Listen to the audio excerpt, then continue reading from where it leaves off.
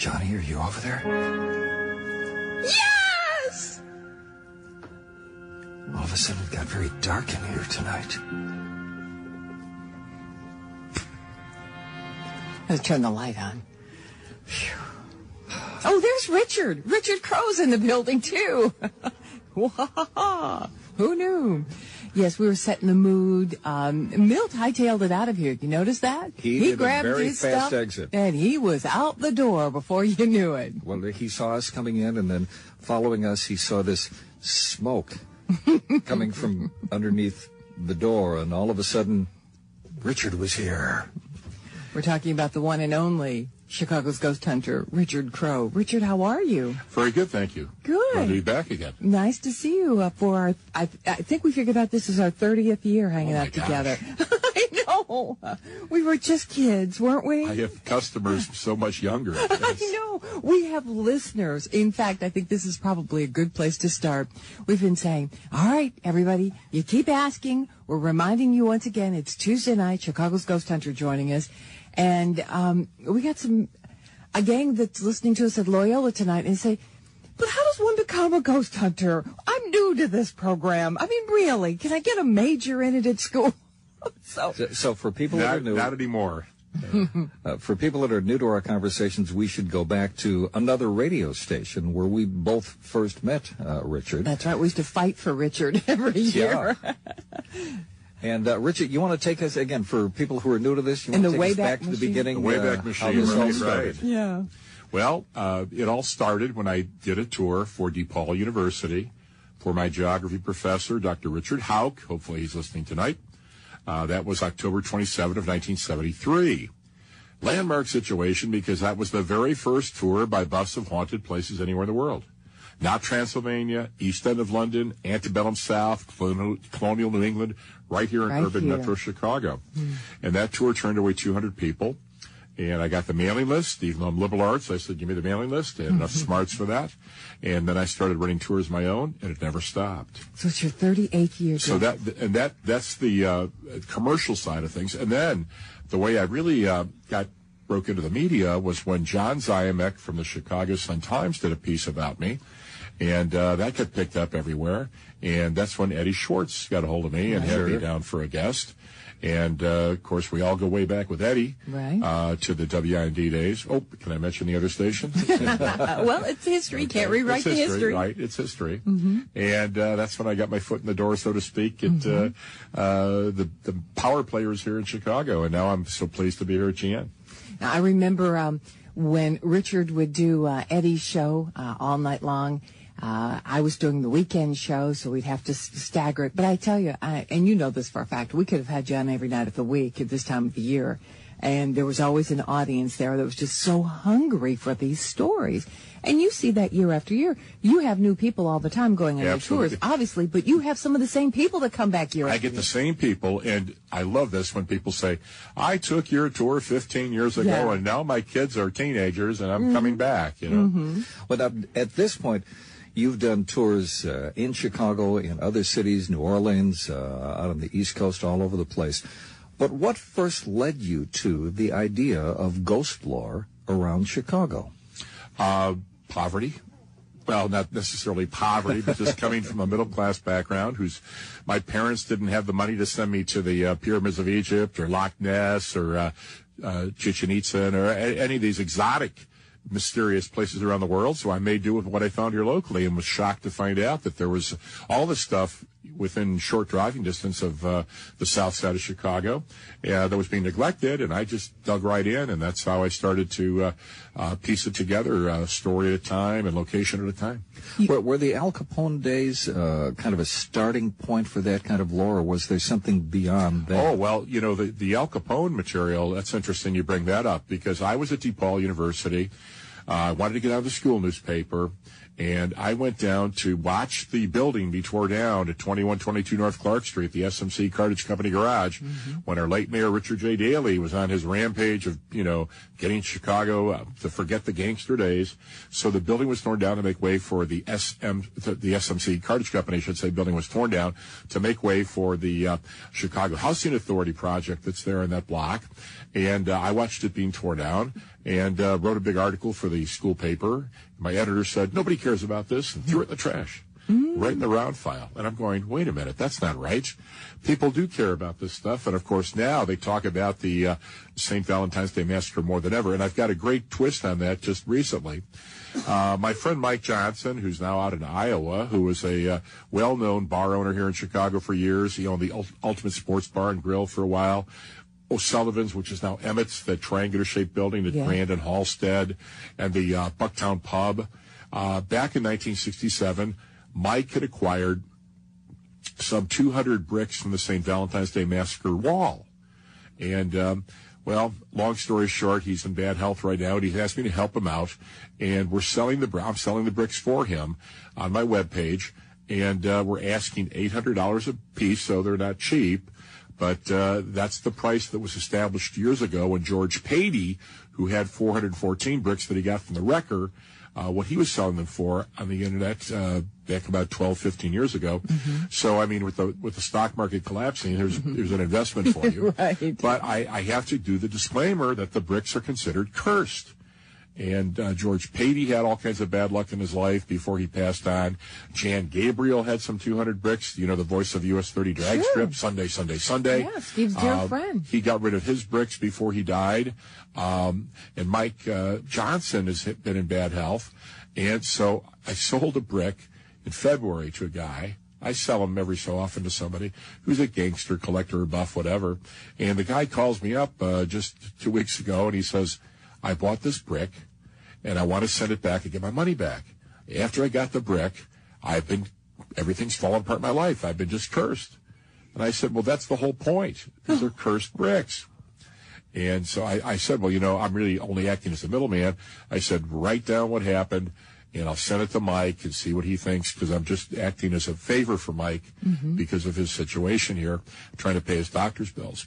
But I said, that's what it was. There's no blood on the bricks or anything from the massacre, is there? Well, Really? I never put the blacklight test on that or anything. I don't know, Johnny. I mean, we could check on that. I'd rather not, thank you. I have not, Because as I've often told the story, when we first came to Chicago from Tennessee, I lived across the street from that building. Right. I used to sit on the front stoop and hear the people, the old-timers up and down the block, tell tales. And I was a 4-year-old kid, just absolutely freaked out. In fact, there's no way you could have tempted me to cross the street without my folks with me, because I was just sure Satan lived across the street from the stories that they told, It's so funny. In all the neighborhoods around Chicago, you've got those situations. And another situation on the south side is the Inglewood Post Office, which is where Herman Mudgett killed 27 or some people during the World's Fair of 1893. And that was similar situation. I've heard from people who said, when I was a little girl, I ran past that spot. I wouldn't walk on that side of the street. Kids know. I know. Kids get a vibe. Kids pick up on it. They know when evil is evil, and kids know. Chicago's Ghost Hunter, Richard Crowe in the studio with us, 312-591-7200, the phone number. You can email us, Steve King at WGNradio.com, or Johnny Putman at WGNradio.com. You can text us at 24720. If you're on Twitter, we are too, so it's at Steve and Johnny, spelled Johnny, Johnie. And our Facebook show site, where you don't have to friend us, but we would like it if you would like us, is facebook.com/Steve and Johnny Show. A bunch of people posting on our Facebook show site already. Yeah. So we've got a lot of stories to get to, and yes, Resurrection Mary will be among them, but some news stories, and if you have anything you want to add, we'd love to hear from you. 312-591-7200, the phone number, as we talk with Chicago's Ghost Hunter, Richard Crowe at WGN. The way you walked was thorny, through no fault of your own. But as the rain enters the soil, the river enters the sea. So tears ran to a predestined end. Your suffering is over. Now you will find peace for eternity.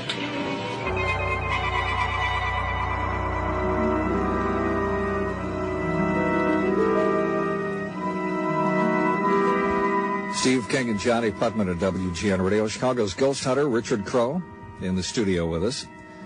And we're getting a bunch of texts already, and you can jump in at 312-591-7200. Of course, you just heard a piece from one of the classic monster movies. And on the subject of movies, Richard, a listener wants to know if you've seen the Paranormal Activity movies. No. I'm a bit of a purist and old-fashioned guy. I haven't gotten past the Hammer horror films of the 60s. Those are my all-time favorites, yes, with Christopher Lee and Peter Cushing. Right. And the generic pub with all the activity.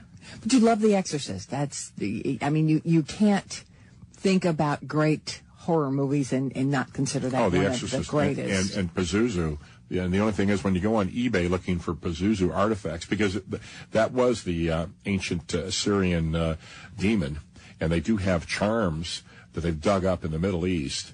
But if you want to look for one, you got to go through, eliminate all the different other Pazuzu rock and roll bands and T-shirts and everything else. People would want a charm, a Pazuzu charm? Oh, yes. Okay. Talk about holding history in your hand. Yeah. It's right up there with an Al Capone brick with blood on it. I'm thinking, oh, really, people? Come on.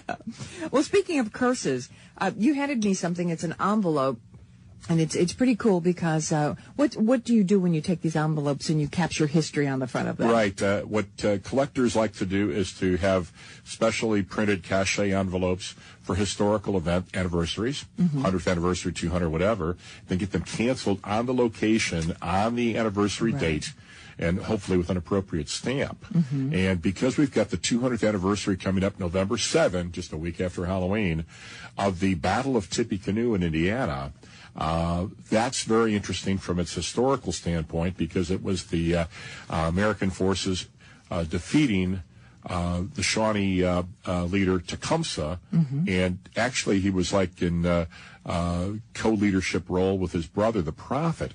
Very interesting Native American shaman, medicine man, who not only was a leader here of the troops of the Indian forces, but he had predicted the New Madrid earthquake, in which the Mississippi River would flow backwards. Oh, wow. And he was really on top of it, except he made one prediction that if you follow me in a battle, the white man's bullets won't penetrate your clothing. Well, that was a mistake. But because this battle really was the beginning of the end for the Indians. Exactly. Once the forces, it was united, it was a confederacy of Indian tribes that Tecumseh put together. And once they were defeated, then it was just a mopping up operation, like getting the Cherokee went on the Trail of Tears from the southeast. But here in the Midwest, we had the Trail of Death was called. The Potawatomis were moved out, first to Kansas and then down to northeast Oklahoma, up in the corner there around Quapaw. And but what's really interesting to me from a supernatural side of things is that after the Indian forces were defeated, the Battle of Tippecanoe, that's when William Henry Harrison was cursed by Tecumseh and his brother, the Prophet. And well, it didn't kick in right away, but when William Henry Harrison was elected president in 1840, he would die in office 1 month later. The story was that he got pneumonia doing a long-winded speech on Inauguration Day, on a cold day, whatever.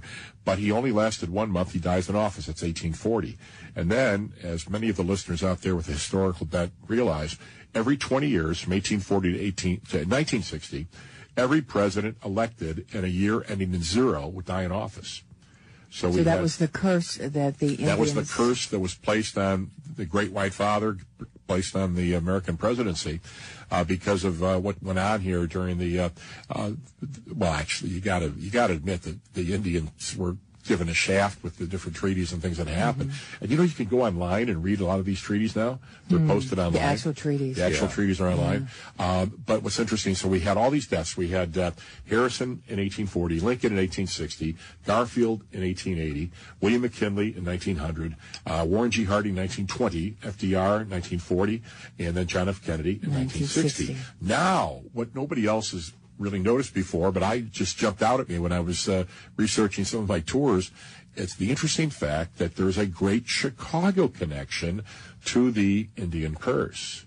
And that is, William Henry Harrison's first cousin was Carter Harrison Sr., who was the mayor who was assassinated at the time of the 1893 World's Fair, shortly before the fair ended. Mayor of Chicago. He was assassinated by Prendergast, and he dies in office.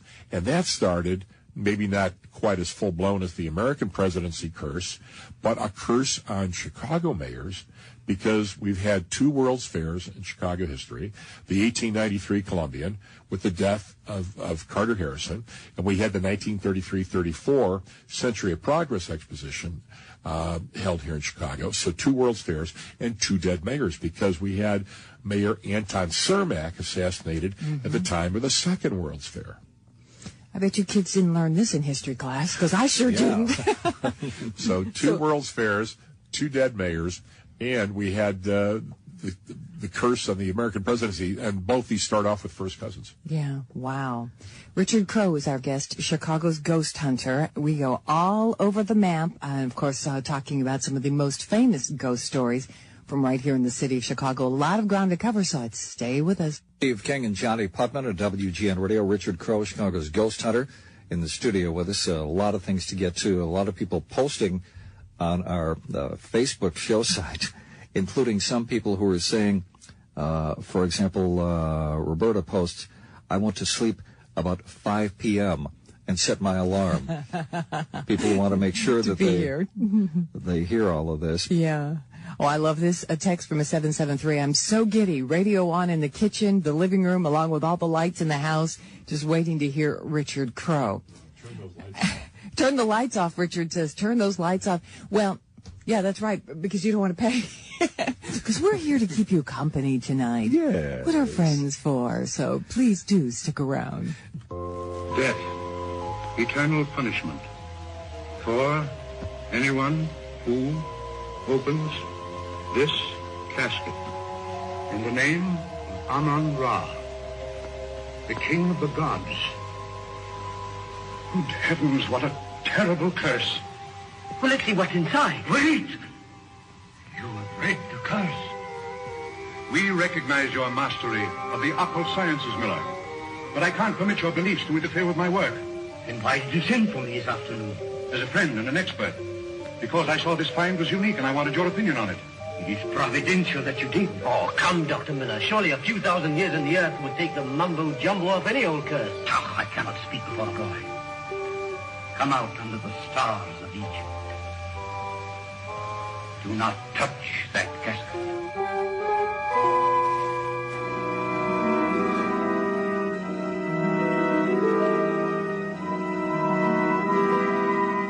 Steve King and Johnnie Putman at WGN Radio.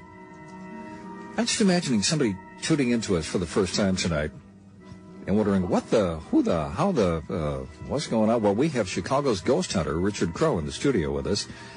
And you can link to Richard's website. Go to our blog After Dark. Go to WGNradio.com. Click on Steve and Johnnie, our blog After Dark, and it will take you right to Richard's website. Mm-hmm. And, Richard, we've had some people asking about your tours, and particularly if your tours for Halloween are all sold out this year. Or Never, ever say they're all sold out, because there's always a chance to get you into something. Yeah, I might not have Friday or Saturday night, for instance, right now, but I do have some matinee seats available Saturday and Sunday this coming weekend. And because Halloween's on a Monday, it's a very strange situation this year. Monday's a dog. It's a hard one to sell. So I do have seats available, believe it or not, on Halloween night, because of being on a Monday. Everybody piles on for those Fridays and Saturdays, and Sunday is, I think I've got maybe 4 left on Sunday night. But I do have room Halloween night, believe it or not, so get out there for Halloween. Or the ghosts are out there year-round, so just go a little bit after. That's go in right. November. Yeah. But on Halloween night, is there any particular place in the Chicago area that you have to make a part of a Halloween night tour? Well, actually, I have to make Resurrection Mary on every tour, because that, believe it or not, when I do a tour, and I usually say Resurrection Mary to the end, to the grand finale, And so usually we're leaving Chinatown, jumping the Stevenson, going out to the city limits there in Harlem to jump Archer. And as I prep it as we're leaving Chinatown, I say, now we're going to have to leave Chicago for the big one here in the metro area. And we're on our way to see Resurrection Mary, following the footsteps of the Phantom Hitchhiker. And invariably there's yay, applause, and everything else on the bus, because they're all waiting for the Resurrection Mary story. Yeah, and I think they're all hoping that they're going to see Resurrection Mary trying to hitch a ride on the bus. And again, for people who haven't been with us for a long time, I will never forget, and I don't think you will either, Richard, the night when we had a call. I believe it was from a Palos Hills police officer who was reporting a sighting of Resurrection Mary. So these sightings are not all just in the past. There are stories of people who see Resurrection Mary on a regular basis. Have we had any sightings, though, in the 21st century? I don't know that we've had any in. Well, it was, I think it's 3 years ago now this year, was a UPS driver. Really? Right on Archer Avenue, and he saw Mary and hit the brakes, and boom, she was gone. Oh, my God. That's often her MO here lately. Because, I mean, there aren't dances to go to anymore to be meeting young men, except for the Willowbrook, but they only have they don't even have big band dancing anymore, which, of course, was what Mary was into, but they have swing dancing occasionally on Sunday. So I'm afraid with all the ballrooms gone now, it's the ballroom phase is pretty much over, but she's still seen walking along the highway, up and down Archer Avenue or around the front gates of Resurrection Cemetery and so forth. And I should point out, I do want to thank everybody in Justice because they are celebrating their centennial this year. And they just had a big centennial party at Chet's Melody Lounge, Picnic Grove, last month. And I was extremely honored to be invited to be there as the entertainment, telling Resurrection Mary stories. Well, it was a great honor. You helped put the town on the map. Thanks to television shows who've come out to interview you, to get the whole story on Resurrection Mary. And other cities have hitchhiking ghosts, but there's none as popular. None have caught on the way Resurrection Mary has caught on. And the thing is that the great thing about a ghost like Resurrection Mary is that that's good news for a small town. Mm-hmm. Usually the small town is sadly the case where, a situation where, somebody's murdered or some crazy crime takes place. Lizzie Borden. Fall River and Lizzie Borden, they'll never be separated. Right. But here we have a good story, a nice, interesting story that grabs you and makes you wonder, and it's nothing but good news for Justice. Now, for those of you who are wondering, Resurrection Mary, I don't know what that is, or for those of you who are familiar and you want to hear the story, we're going to get to it in a little bit. Right. We're not going to leave it till the end. We're not going to wait till the end. That's right. But we won't wait till the end, Richard, because we heard from people saying, I'm sitting here just with toothpicks in my eyes waiting, and then I have to go to the podcast and listen to Resurrection Mary, and I know the story like the back of my hand. So it's coming up along with a lot of other really, really great stories that are a slice of Chicago history. Now, if you want to talk to Richard Crowe, if you want to tell us your story, 312-591-7200 is our telephone number. And Jack is in Minnesota and chimed in right away. Jack, how are you this morning? I'm just fine. Good. Thank you. Good morning. So you have a story to tell. Guys, a long-time listener, first-time caller. Thank you. Well, thank you. Mr. Crowe. Yes, sir. I don't know how to approach this. I was born and raised in Sterling, Illinois, just southwest of Chicago. I now live in Minnesota, and I have a son that's 36. And he was born in Sterling in a house where an older couple lived for years and years, and he passed away, and 3 days later she did. And we bought the house on an estate sale, moved in, and had our son, and our bedroom was upstairs and his was downstairs, and we had bought, I don't remember, it might have been Costco, a little radio thing that something sat in his room. And a baby monitor. Yeah, the receiver in our room. And we'd hear voices down where he was at, and of course you'd wake up and go down and there's nobody there. And this went on for months. And I always wondered, the couple that lived there never had any children, and it seemed like an older couple that was talking. And we moved from there to Rockford, but during the time we were there, we heard it regularly. Mm-hmm. And I've always wondered, was this the house or spirits, or do they stay there? They never followed us when we moved to Rockford, never heard a thing after that. What were we hearing? Yeah, there's interesting few theories that could be put forth on that. I mean, I think the most natural explanation is that, yes, the ghosts were still there. The people who had lived there and probably were extremely fond and attached to that particular house stayed behind. There's also the situation where perhaps they were concerned about your child and keeping an eye on your child. And then there's also the theory that it's just some kind of like an old-time magnetic tape recording that plays over and over again that is just impressed upon time, impressed upon that location. And it's the essence of long ago that you're just hearing, but there's no intelligence or will or intellect behind it. So you've got a number of different possibilities. It's all speculation at this point. And Jack, in that area, there was nothing that would lead you to think that you could have just been picking up radio interference from something else? This was a two-way little Costco radio, and I mean, it was clear as a bell. The point is, female voices. Yes, if it was picking up interference from a radio station or something, it would be different programming at different times. Oh, no, this wasn't radio. Well, that's what I mean. What I'm saying is the way you described it, they would rule that possibility out because it was you could make out a distinct male and a distinct female voice. Very much so. No. Yeah, and it wasn't like airplane pilots talking or... Right. And you know, I'm up in my years now, and I look back on this, and this is something that my ex-wife and I have never, ever talked about. And we never gave it a thought, but the more we looked into it, I called my father, who was with the Savings and Loan back in those days, and he knew the family that owned the home. And it was one of those older couples that never had any children. And lived there all their lives. And when he passed away, 2 days later, she passed away. What I find fascinating, though, is the fact that you guys never talked about it. So obviously there was no fear associated with what you were experiencing. And, all these years later, you think about it. In my world, just as Richard said, it sounds like if this was kind of centered around your son, this to me is movie material.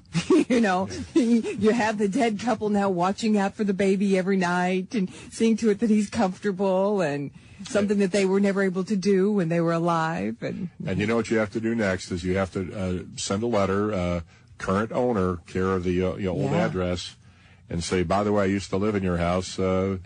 Did anything ever happen along these lines? Don't you love when you get a letter like that? Do you hear voices? Because we had someone come by our house one day. I was outside working in the yard, and this guy pulls up, and he hops out of the car, and he left his wife in the car, and he says, I grew up in this house. And I said, yeah. And we got into a conversation, and his wife's kind of rolling her eyes like, this is just so weird. He's really bothering this woman. And I was anxious to talk to him until he started talking about things that as a child he experienced in the house. And I thought, maybe I didn't want to talk to him. No, why did he come along and ruin my day? Because now I have to go down the laundry room, and it's not quite the same as it was before. Was that the house near the St. Valentine's Day Massacre? No, the house near the massacre, as we've talked before, was in fact haunted. Nobody would believe me as a child. It was many years later that you got involved and found out that indeed it was haunted, and that was not. In fact, there wound up being a story in one of the Sunday magazines. Chicago Tribune magazine. Yes. Cover story of the Tribune, and that was a malicious. That was a bad vibe. And again, as a kid, I knew that this was something that was not good. It's just that adults poo-pooed it, and then all these years later, come to find out that indeed people like yourself came along and did the history on it and found out that there was bad things that happened in that house, and sometimes ignorance is bliss. Jack, thanks a lot for the call. Thank you, sir. My name is Igor. Let me go, Frankenstein. You see that? They hanged me once, Frankenstein. They broke my neck. They said I was dead. And they cut me down. They threw me in here long ago. They wouldn't bury me in holy place like churchyard. because I stole bodies. They said.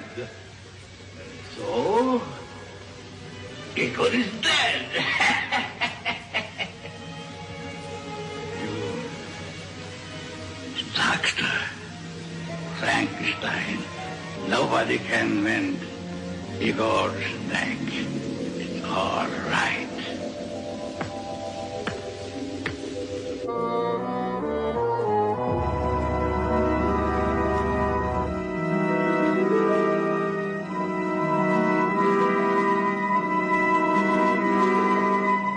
Steve King and Johnnie Putman at WGN Radio, Chicago's Ghost Hunter, Richard Crowe, in the studio with us.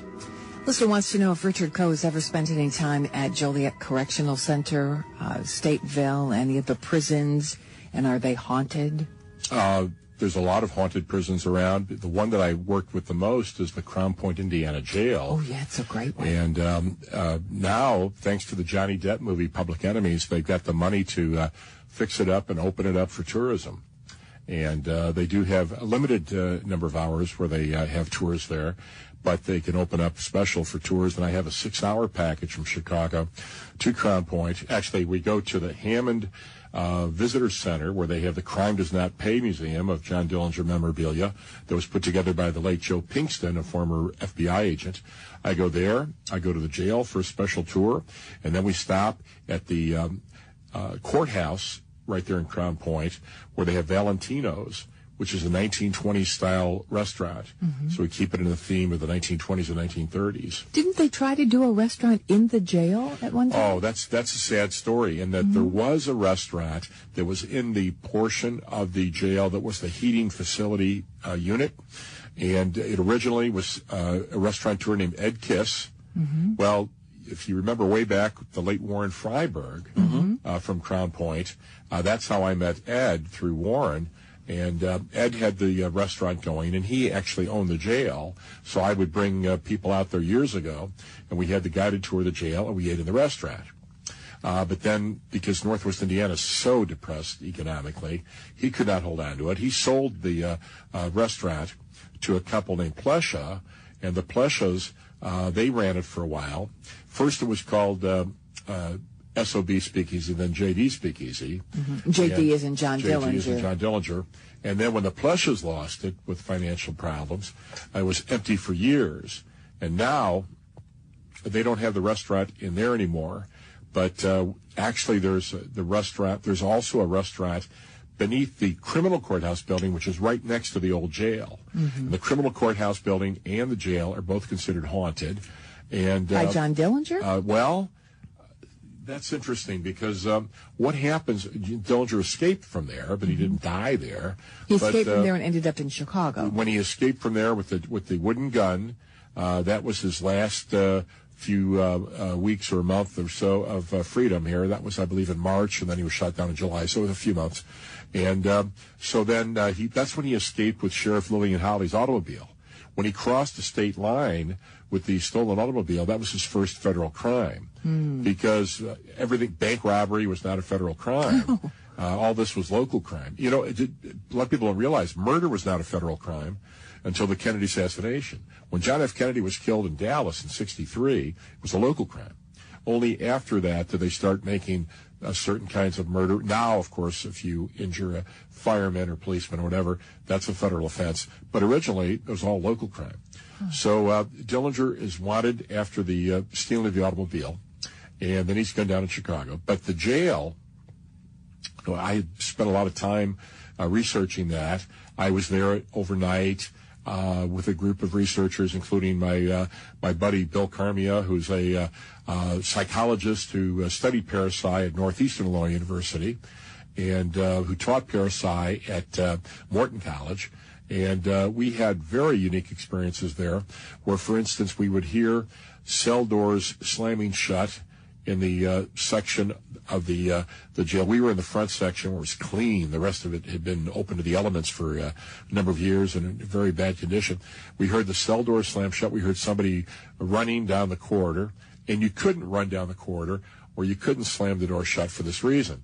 At that point, the cell doors were rusted shut in a position. They couldn't be moved, and you couldn't run back there, at least not without a flashlight, and we'd see the beam if that was being done, because there were holes in the floors. You'd take a header and fall down 20 feet and kill yourself.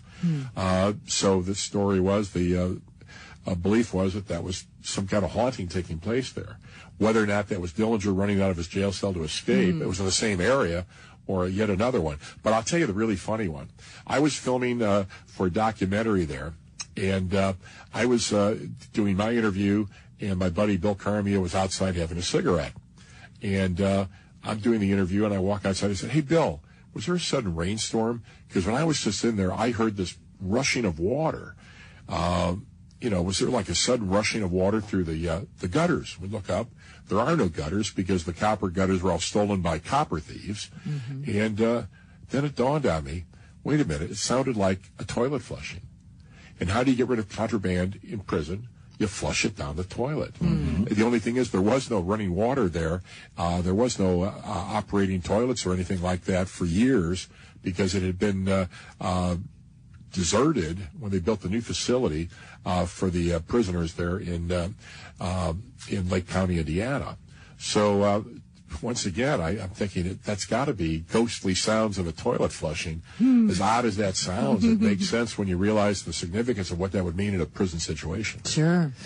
Chicago's ghost hunter Richard Crowe in the studio with us. A lot of texts coming in at 24/720, some emails and some tweets and Facebook posts. And if you want to jump in, 312-591-7200, the phone number. We'll get to more of the stories, including Resurrection Mary and a whole lot more. So stay with us at WGN. More with Chicago's ghost hunter Richard Crowe coming up after the news. Some of the Facebook posts. David posts, "Thank you for having Richard Crowe on the show. It's so much fun to turn out the lights and listen in. I have an orange battery-lit candle, which makes it even more spooky, but fun at the same time." You're an odd person. Ha ha ha. And our friend Anthony posts, listening to the Steve and Johnnie show right now with ghost hunter Richard Crowe, one of the best shows of the year. Thank you. And Maureen is new to the Richard Crowe show, said, "I'm so excited for tonight. I have planned my entire day so I can listen to Richard Crowe in its entirety." I'm sure you've gotten a bajillion emails like this. And a 773 area code texted us, and we want to thank this texter's aunt for suggesting that you tune in, and you tell us now that you're listening to us using the WGN radio app, and it's really cool. And welcome. It's nice to have you along. More with Chicago's ghost hunter coming up. I am Dracula. I bid you welcome.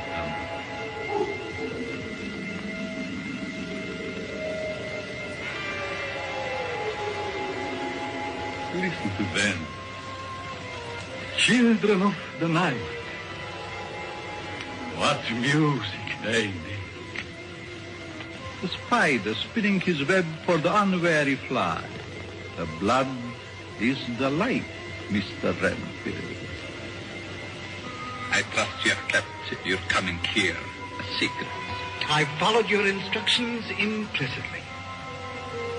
Excellent, Mr. Renfield. Excellent. I have chartered a ship to take us to England. We will be leaving tomorrow evening. I hope you will find this comfortable. Thanks. It looks very inviting. This is very old wine. I hope you will like it. Aren't you drinking? I never drink. Why? It's delicious. And now I'll leave you. Good night, Mr. Renfield.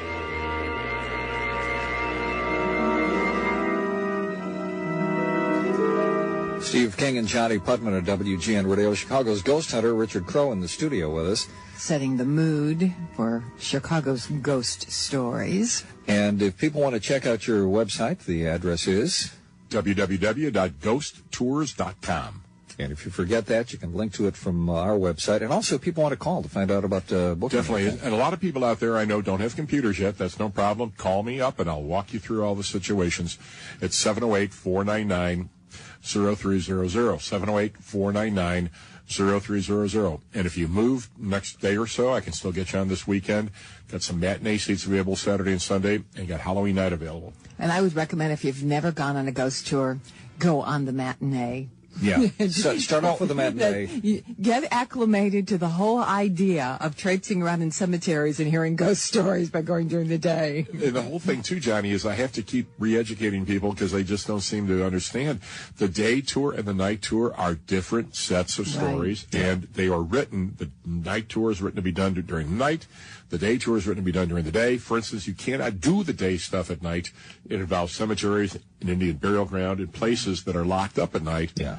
And believe it or not, there are as many things that happen during the day as at night when it comes to psychic possibilities. And rain or shine, the show goes on. Especially. I know. Yeah. No extra charge for rain. Yes. As you're driving down Archer Avenue and the window is covered with rain, and maybe you have to wipe the fog off the window as you're peering out, and you're thinking, and Richard's talking from the front of the bus, and the mood is just right.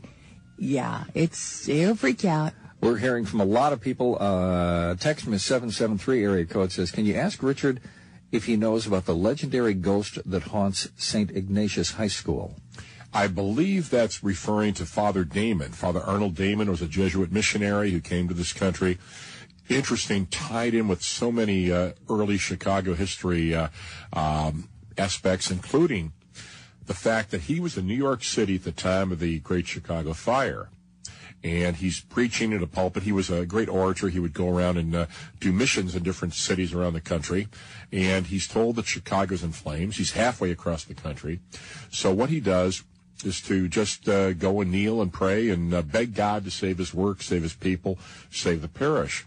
And this is a fact. If you look at a map of the burnt district of the Chicago fire, the fire zigzags out of the west side, takes out the downtown business district, and wipes out the Protestant north side, but the Catholic west side was saved. But as you know, like in a country and western song, your miracle might be somebody else's utter disaster. Yeah.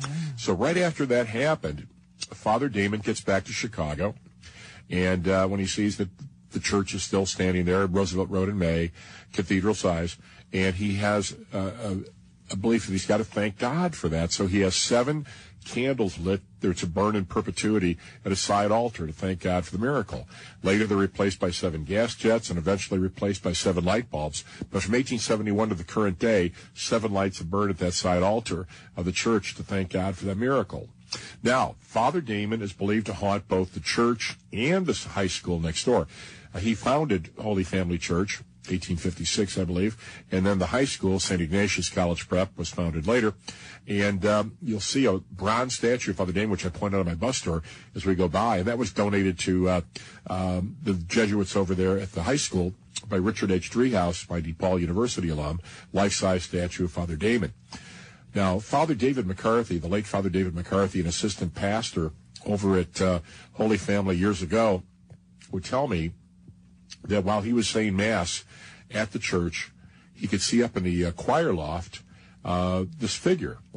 And he thought, what's somebody doing up there, in the choir loft? Because the choir loft was unsafe, and so it was sealed off. Oh. Somebody had to get up there, and he'd go to check later, and dust would be undisturbed. There'd be no way anybody could have been there, but he plainly saw somebody up there. He thought that was Father Damon up there in the choir loft. And I know there's also reports of Father Damon haunting the high school, walking around as well, which is not unusual in that that was his pride and joy, was the church and the school.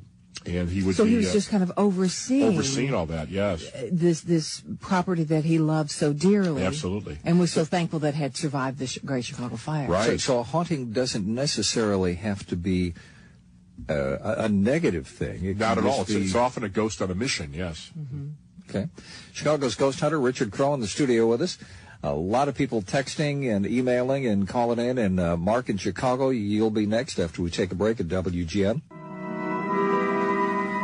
Steve King and Johnny Putman at WGN Radio in the studio with us. Chicago's ghost hunter, Richard Crowe. And a lot of people texting and emailing and calling in. Mark is in Chicago. Mark, you're on WGN with Chicago's Ghost Hunter, Richard Crowe. Yes, good evening. Mr. Crowe, Yes, sir. just a question. Would you please talk about, good heavens, Bachelor's Grove? Sure. Yes. Absolutely, Mark. I'm glad you called, because off the air I was telling Richard that of the texts that are coming in, Bachelor's Grove Cemetery is the one that people want to hear about. So that takes us to the south side. Right, southwest, and a mile and a half west of Cicero on Midlothian Turnpike. And what's curious is that the spot's been pretty much closed off to the public for the most part for years, but it's still extremely popular. Well, at least it's not as open as it used to be when I was in high school. Mm-hmm. So when I was going to a high school on the south side in the 60s, Bachelor's Grove was the place people wanted to go to and scare themselves silly. And it's in an old cemetery, antebellum, from the 1850s or so. I think 1840, late 1840s are the earliest graves back then. And it's completely, sadly, run down and ill-kept right now. But what you find there is a host of different legends and stories involving everything from blue ghost lights bobbing around to a so-called disappearing farmhouse. I love that one. Which is actually my discovery, because people kept talking about a wooden farmhouse, and I'm going, I'm out there. I don't see any farmhouse. Where did you see it? Draw a map here. Sketch the map. Mm-hmm. Sketch the roadway. Sketch the path. Sketch the creeks. I mean, it was that real to people that they could actually draw it out. Yeah, they could do a precise map of all the landmarks, except when I said, well, where's the house? Well, sometimes it's on one side of the creek, sometimes another. Sometimes it's on one side of the path, sometimes it's on the other. So in other words, the variable was the house, not the other landmarks that are out there. And I realized that they're describing the same house, but it moves around. Do you think maybe a caretaker lived in that house? Or? Well, the thing is that there were a number of house sites out there prior to the Forest Preserve taking over the area. And it's very odd when you get out there and you see how the trees are all, when they planted this, when the Forest Preserve planted this, they didn't use much imagination. They planted the trees in straight lines, so it's like, it doesn't look natural, because the trees are like forming in straight lines and everything. And, but when they reforested the area, and because it was initially truck farmers who would bring their vegetables and such into the city to sell, the old foundations were left behind. So you got the foundations. If you're not careful, you'll possibly fall into a basement of a cellar of one of these. But they're still out there to be found. But be careful when you're out there prowling around, walking around the woods looking for it. Now, isn't there supposed to be a woman that walks, like a Madonna of Bachelor's Grove? There's been a story about her. There has been, unfortunately, some stuff that I don't trust that has been publicized. What is definitely the case, as you know from my book, is that in the 1970s, Tony Vasey, the late Tony Vasey, who was my computer man for years, discovered in 1974 the Polaroid SX70 color camera that you can capture on your prints just nebulous blob mists of greenish white shapes that are caught on your Polaroid film. Every camera has different capabilities, and so the Polaroid had this ability of picking this up, and no other camera can do it apparently. Digital cameras pick up the orbs and things like that, but the Polaroid SX70, the Polaroid process had this ability of capturing these mist-like shapes, and you could go out there and eventually, just by chance, find the spot where the stuff was active, because you don't see it with the human eye. You don't see it. You can't look for it through the lens finder there on the camera, but you just snap pictures until you find the area where it is, and then you can go crazy in that one particular area and maybe get a half dozen or so good shots of the material. And that's a big thing. It's on my DVD. It's in my those are human shapes, though. And, what's interesting is it's sort of like cloud-like nebulous shapes, but if you look good, some of them seem to be forming into faces and images. Exactly. And people. See, in my so world, forth. they're faces. Well, And, like people say, well, come on, it's your imagination. Well, yeah, but, when they see the faces, it's always human. It's not like you're seeing elephants and giraffes and things like you would get from staring at clouds where you have your imagination can really run rampant. But here, it's always humanoid-type images. Mm-hmm. But in the years that you've been doing this, and doing all the investigations and using cameras, was there ever a time when you're on a site, you're taking a picture of something, and you just realize, I got to get out of here? And here's where I'm going with this. There's a friend of ours, Will Crockett. He's a world-famous photographer. He's done pictures of presidents, rock stars, magazine covers, everything else. He loves to go down to New Orleans. While he was down there last year, he was investigating a lot of different things and just doing some great photography. And he comes across this guy who said he was a vampire. And Will took a picture of this guy. And matter of fact, it's posted on our Facebook page. And Will said after he took the picture, he had the strong feeling he wanted to get out of there real quick. He said just looking at his face. And Will is not a guy given to just, jumping into superstitions, but he said the vibe was so strong, he knew he got this picture and he needed to leave now. So have you ever had that kind of a situation? Scariest situation, perhaps, was down in Louisiana at the Myrtles Plantation in St. Francisville. I've been down there on a number of occasions, spending the night with groups that I brought down to New Orleans, and then we extended our stay and went up to St. Francisville, which is upriver from Baton Rouge, up the Mississippi. So very few get that far up. When they do the old mansions and the antebellum homes, they usually go up about as far as Baton Rouge, and then they turn back.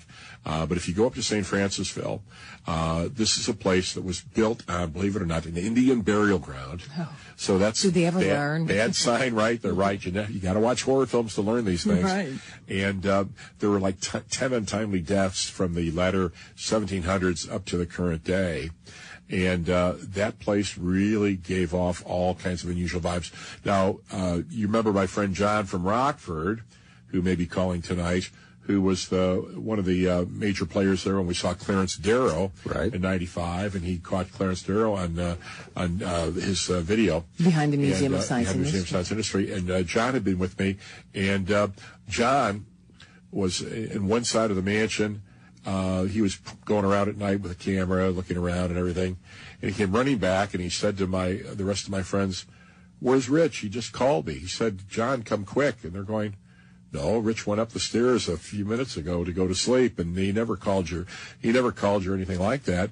And I had not called him, and I just went upstairs to hit the sack that night. But it's that kind of crazy phenomena where you hear voices of people you know, so it's a mimicking ghost. Kind of playing with your mind. Playing with your mind, and that's the scariest thing about the hauntings like that. You know, when you see a ghost, you're here, the ghost is over there, but when you've got this mind game stuff going on, then that's like really invading your space big time. Mm-hmm. And that area, that particular mansion was known to be haunted. That's how you ended up there. So you kind of go into it with... as long as you've got an open mind, with the understanding that things can happen. And maybe the scariest thing, Johnny, is when you realize that they tell you got to get there before sundown. If not, the keys are going to be left there for you. Because they're going home. The staff will not stay there after dark. And that's brilliant. They're back in the morning to cook breakfast, but they're not going to spend the night You're there. on your own. You're on your own when the sun goes down, yes. Wow, that makes my skin crawl to think of. We have to tell Richard about, Will about Richard's trips to New Orleans, because when he tells the story of it's being behind the camera and looking at this man. And again, you can go to Facebook.com/Steve and Johnny Show and scroll down. It was about a week or so ago that he posted this picture. When he recounts just taking the man's picture, you can tell he still kind of freaks him out. Was he at a cemetery or just in the quarter? No, he met him in the French Quarter and said, hey, you got an interesting face. I'm a professional photographer. I'm documenting my trip here in New Orleans. May I take your picture? And the guy proceeded to explain to him that he was a vampire. And he'd ha ha ha ha until he got behind the camera, and the guy was just kind of that piercing look. And he said, I knew that there was something otherworldly going on between us, and I wanted to get the picture and get the hay out of there. And you've got to be careful in New Orleans, because one of the favorite TV shows down there is America's Most Wanted, to see which fry cook is wanted in Arkansas for murdering his family with an axe or something, So very popular program down there. We'll take a break. More coming up with Chicago's Ghost Hunter. Steve King and Johnnie Putman at WGN Radio. We got a break for the news, but real quick, Johnnie just brought up the picture. No, actually, we were looking at a series of skulls that... I thought you had the picture of, no, of the vampire. Yeah. There's something about the picture of skulls that will get your attention. It's a bunch of skulls that have been decorated, and the skulls are on display in New Orleans. And it's at Will's website, makebetterpictures.com. I'm scrolling back. I'm trying to get back to the vampire picture so I can show it to Richard. But then again, it may not come up on my computer, if you know what I mean. What are you trying to say? Oh, more with Chicago's Ghost Hunter, Richard Crowe, coming up. Stay with us. It's 1:30 in the morning at WGN. Yeah.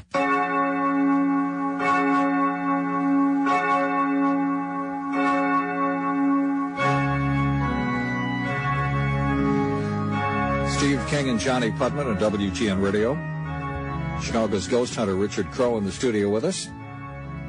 312-591-7200, the phone number. A lot of people texting tonight at 24-720. Richard, you just had a chance to get a look at the picture of the vampire. The vampire, yes. He has the eyes. Something about that golden earring, too, that disturbs me. Yes, like the gypsy earring. Yes. Text from a 312 area code from Steve who says, can you please ask Richard if he knows anything about a specter of a green glowing man in Chicago?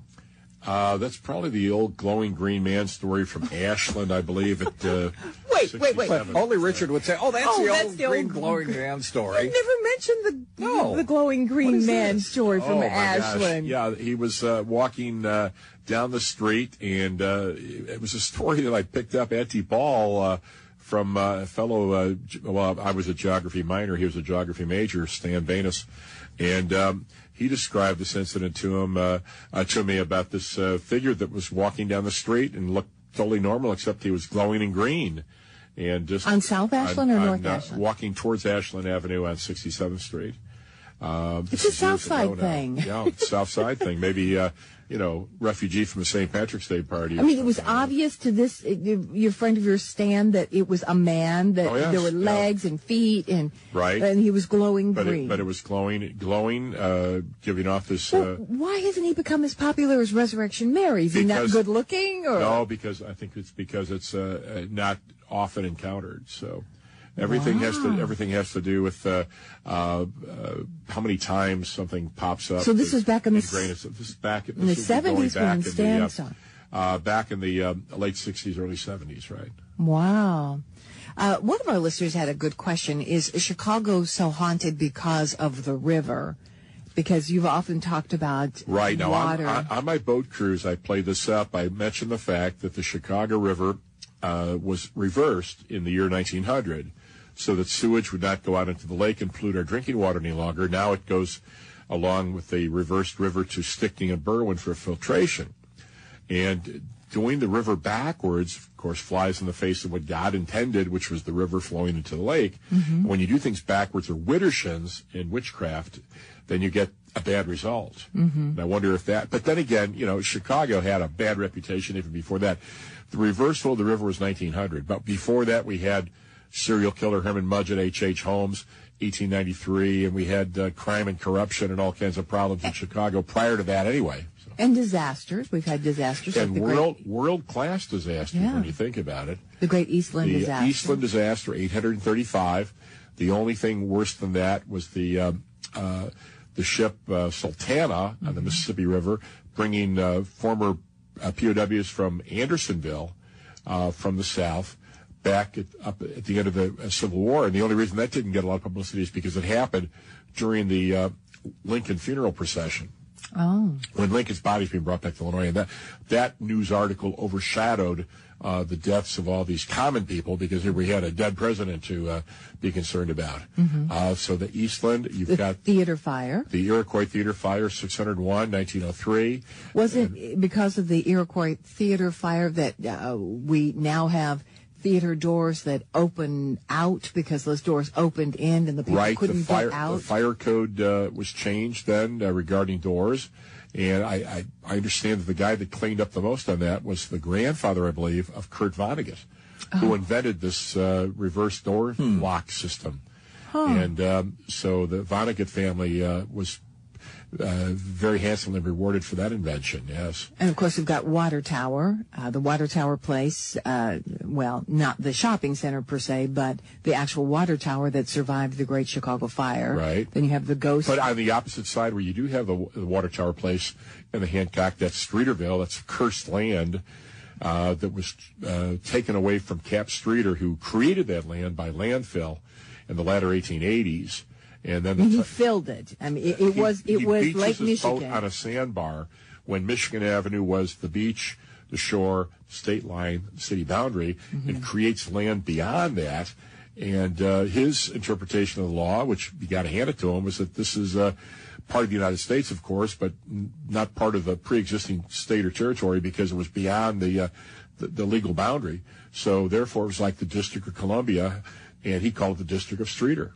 But when he tried to sell off plots of land to make money, then the aldermen of the Title and Trust Company ganged up on him and brought in professional gunmen to run him off the land and burned his home to the ground. He would, after a lengthy court battle, die penniless, cursing the land. A damn ye to the scum of politicians of Chicago, the last words out of his mouth. Wow. As he died. And yet we still call that district Streeterville. Absolutely. That's kind of and interesting. well, we should, even though... Maybe just to keep him quiet. But... he's not very quiet, is he, when you consider all the unusual deaths of the Hancock with Lori Kowalski, and you had Heather O'Rourke die while they were filming Poltergeist 3 right there in the area. And we were on the escalator with her shortly before she died. Really? Actually going up the escalator with that child. And I turned to Steve and I said, oh, this is freaky. That's a little girl from the movie. They're here. Yeah. Oh, she was good. And that was just about a couple of months before she died. A couple of months before. And she had a medical problem. I mean, it wasn't something supernatural, but it's the mere fact that there were so many deaths. The timing, the coincidence, and everything else. But even going back further into history, where the Hancock stands, the Hancock, when it was built from 67 to 71, not a single workman died, which is an amazing track record because a building that large should have snuffed out the lives of a number of workmen. But then these strange deaths began to occur, starting off with Lori Kowalski, and she fell 90 floors to her doom and held that record for 30 years of the longest plunge of any building anywhere in the world, and only lost that record after 9/11, 2001, when jumpers in the World Trade Center leapt from higher floors. Wow. But going back in history, in 1930, where the Hancock now stands, a little baby boy was born who eventually would grow up to go to California, be a lion tamer, calliope player, and on Walpurgis Knock, April 30th of 1966, found the Church of Satan. And Tom LaVey was born right there where the Hancock now stands. Every time I hear that makes my skin crawl. But here's another odd coincidence. And of course, I don't believe in coincidence. I think there's always a cosmic pattern at work. Hancock was completed in 71. And the number one movie in 1971 in America, do you know? Sci-fi classic. I don't know. Arthur C. Clarke's 2001: The Space Odyssey. Oh, sure. And what was the symbol of that movie? A giant black monolith. And what is the Hancock but a giant black monolith with twin antennas on top? Coincidence? I think not, as Richard said. Let's jump back to some phone calls. Nancy is in Carroll Stream. Nancy, you're on WGN with Richard Crowe. Yeah, hi. Hi there. Have you heard of the haunted monastery in Oak Brook off of Butterfield Road? I'm sorry, the haunted which? Monastery. Oh, wait a minute. You're talking about the Peabody Estate, Maze Lake? Is that what it is? It's a big... Yeah, it's a big estate, and it's in it's a DuPage County Forest Preserve property these days. And, that's a big story when I was a boy. When I was growing up, going to Visitation Grammar School, they would send us out there for a one-day religious retreat because the Franciscan fathers had the land back then, had the property. And they would try to indoctrinate us and want us to become Franciscan priests and all that.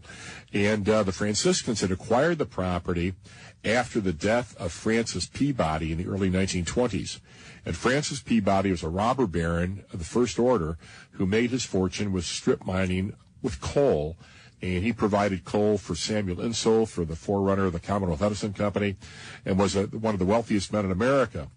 And so he builds this beautiful estate, and he has fox hunting parties, and he's living the life of like the Great Gatsby out there until he's out horseback riding, is thrown from his horse, and he dies.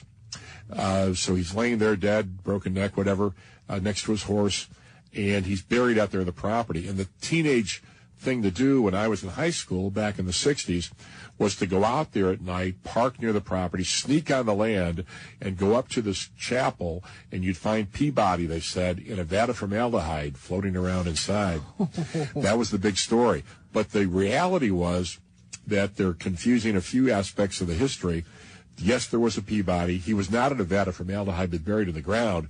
But what they did have in a glass case was the body of St. Innocent. This was a little Roman martyr whose bones are found in the catacombs in Rome by the Poor Clare nuns, who put this together in a mannequin form, dressed in Roman-style clothing, and presented that to the Franciscans of Chicago because of their relief. Well, because of the relief work after the First World War. So this was on display in the chapel, and I remember going there to Mass and seeing that in the chapel. So, you got to imagine that kids go out there, they hear these weird stories about this eccentric millionaire who, by the way, built secret tunnels and passageways around the land because he was so paranoid. And then you see the body in the glass case. You get back to your neighborhood, start telling the other kids about it, and it's like playing telephone. The story gets convoluted. But what I did learn, in fact, I just had a group out there for a tour here just about 6 weeks ago. But what I did learn some time ago, it's in my book too, is that Francis Peabody apparently treated his employees very poorly. That's why he had secret tunnels and passageways, figuring one day there'd be a workers' revolution and people would come to kill him so he could escape by those escape routes. But he also treated his servants very poorly. And I've been up in the servants' quarters of the mansion there, and there's a room up there that's all nicely made up with cedarwood walk-in closets and everything. And so the story is that's where he kept his mistress, hidden away from the rest of the family in the servants' quarter area. And, these secret tunnels and passageways are handy to sneak around at night on your land, do a Batman type thing. And so he had a love child with this woman, and it's that little boy, it's believed, who haunts the place. And I've talked to people who've seen him looking out the window, a little boy about maybe 8, 9 years of age, tousled dark hair, looking out the window, and he looks out the window towards where Francis Peabody was thrown from the horse and killed. It's almost like he's waiting for his father to come back, the father that never acknowledged him, kept him locked up in that portion of the home here. So it's a very, very sad and poignant story, but it's got just sends chills up your spines with the psychic possibilities there, too. Nancy, thanks for calling and taking us there. Richard Crowe, Chicago's Ghost Hunter, our guest on WGN. Steve King and Johnnie Putman at WGN Radio, Chicago's Ghost Hunter. Richard Crowe in the studio with us. Richard, in the years that you've been doing this, what is the scariest place that you've found in the Chicago area? Actually, nothing's really all that nasty, but just a place that gives you vibes. And a lot of it has to do with timing, too. I mean, you can go to a certain place, and certain times it feels really eerie, and other times it's like, it's not active, it's not on. But I don't know. I just like prowling around different places. I think the Red Lion, sadly no longer open, was one of those places that really could give you the vibes from time to time. And the Red Lion was a pub, restaurant. A British pub on North Lincoln Avenue, kitty corner, in fact, from the Biograph Theater. Right. And owned by John Cordwell, the late John Cordwell, good friend of mine, and his son Colin Cordwell and Joe Heinen. And that place just had great possibility. I'll tell you, though, the one night, which was really memorable, was when I had a group of people from the south side, southwest suburbs, and we were there for a private party upstairs on a tour. And I'm standing at the end of the bar, and I'm taking it all in. Some are around the piano singing songs. Others are having a drink, and others are just at their tables with the snacks, whatever. And there was this scream, just a scream that rent the night, coming from a woman's scream that came from the woman's washroom. I say it came from the woman's washroom because the washrooms are side by side, but the men's, the door was open. You could look all the way and see all the way in. There was nobody there, but the woman's washroom had the door closed. Now, I'm only about 6-7 feet away, so I ran up to the door, and I banged on the door, and I said, "Is everything okay?" Well, there's no reply. I tried to handle it, tried the doorknob, and it had been locked from the inside. At that point, a woman came up and said, "I'm a police officer. Let me take over." I said, "Fine, it's yours." So she bangs, no reply. She tries the doorknob, can't get it open. "Stand back," she says. She rears back, kicks the door open, and we all ran into the woman's washroom trying to save the person who was screaming seconds before, only to find the total room empty. But it was locked from the inside. And it was locked from the inside. And, of course, the scream came from there. And we go in there, and there is a window. However, you can check this out. The clearance between that building and the building next door is only something like 6-7 inches. So you would get ventilation, but you're not going to be able to, shimmy down through that window and get out through that window. And that was just one of the more eerie situations there. I smelled lavender, very strong perfume-type scents there from time to time.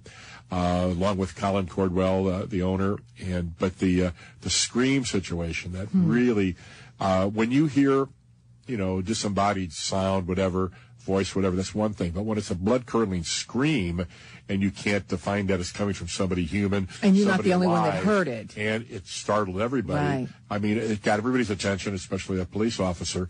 It made everybody a believer that night. I do recall, and folks will remember a bestseller book called The Devil in White City. And that was the story that you talked about for years of a real-life serial killer here in Chicago during the World's Fair. And I know that you now take people by the place where he lived, and I know we've talked to people that say that that's one of the most terrifying spots. It can be broad daylight. They don't want to get off the bus. I take people there in broad daylight, and it's unbelievable, the vibes about that place. People, I say, "Okay, you can get out here and take photographs." "No, that's okay. We'll take pictures in the window. We don't want to get off." And that's the strength of that spot. I mean, it's just exudes this dread, despair, tragedy, melancholy type situation. And this was a man that was taking advantage of women who would come to Chicago during the World's Fair. They needed a place to stay. He would advertise. He would then invite them to his home to stay. And he had this 3-story building here at 63rd and Wallace, Inglewood. It was a very trendy, popular spot back then. Of course, during the World's Fair of 1883, we had all kinds of people around Chicago taking advantage of the fact that visitors were going to be coming in.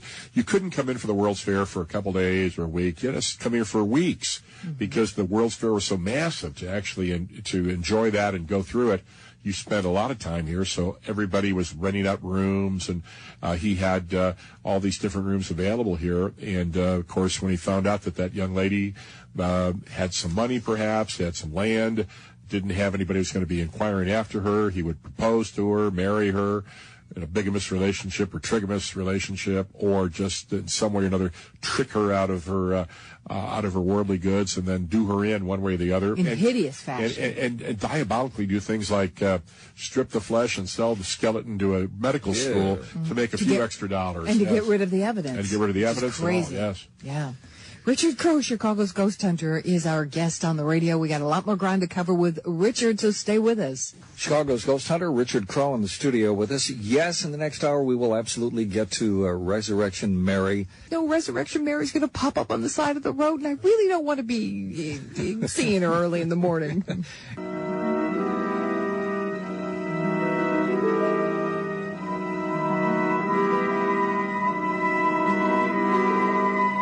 Steve King and Johnnie Putman at WGN Radio. I want to say good morning to all of our paper packers driving along on the lonely road at this hour of the morning.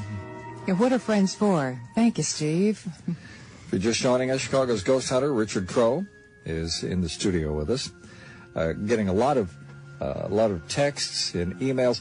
Richard, one, and I just lost the email, but they wanted to know about the what was the legend in the church that you talked about in the past, where the monks were seen? Oh, St. Rita's. Yeah, 63rd and Fairfield, right? And what's that story? That was back in '61, And it was on All Souls Day, and as many of the listeners out there know, All Souls Day is one of the prime days for contact with the dead, the day that all souls are supposed to be able to get back to us, the living, if they have anything that needs to be taken care of. November 1st? November 2. Oh, 2. Oh, Halloween is Halloween, All Hallows Eve. November 1 is All Saints Day, and November 2 is All Souls Day. So okay. All Souls is everybody, and All Saints are just, of course, the officially recognized holy ones. And so it's been common practice in the Catholic Church to go to church on All Souls Day and say prayers for your loved ones who passed on, get them out of purgatory, whatever, move them along here, help them out from this side. And so people were there in the church with that intention. And as they were there in the church praying, without, the aid of the priest or anything, this was a private devotion, they hear the organ give off some wild screeches. And, of course, people turn to look, thinking maybe it's some teenager messing around where he should not be, to see the organ is playing by itself, and on either side of the organ are weird figures. Some describe them as hooded, 3 in white, 3 in dark, black, whatever robes, but the dichotomy of light and dark, and of course, the mystic number 3, the 3 wise men, and, all kinds of three mystical configurations of figures going back way into history. So when they notice all this, they at that point think, well, maybe it's time to go somewhere else and say our prayer somewhere else. And they head for the side doors of the church to leave. And if you're familiar with St. Rita's Church, you know that there's a entrance. There's 2 entrances on the east and west entrance, east and west side. They headed for the doors, and they couldn't get the doors to open. And these doors functioned perfectly fine before, but they're trying to get out as these figures are now on the ground floor, gliding through the pews towards the panicked people. And as they're about to, totally quake in their boots there, then a voice is heard to whisper loudly, "Pray for me," a hoarse whisper. They couldn't tell if it was male or female. And when that voice is heard, that message is heard, a cold breeze from inside blows the doors out.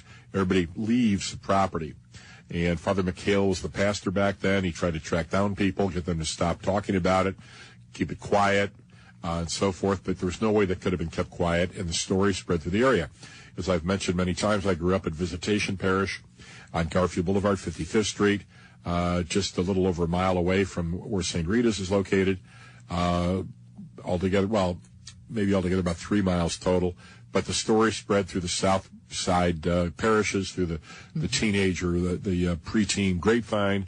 And it was a big, big story back then. And over the years, I've tracked down people who were there at the time, and they can confirm this. Got an interview in my book with a young lady, now older, of course, who was there at the time, who was dressing the altar with flowers and things.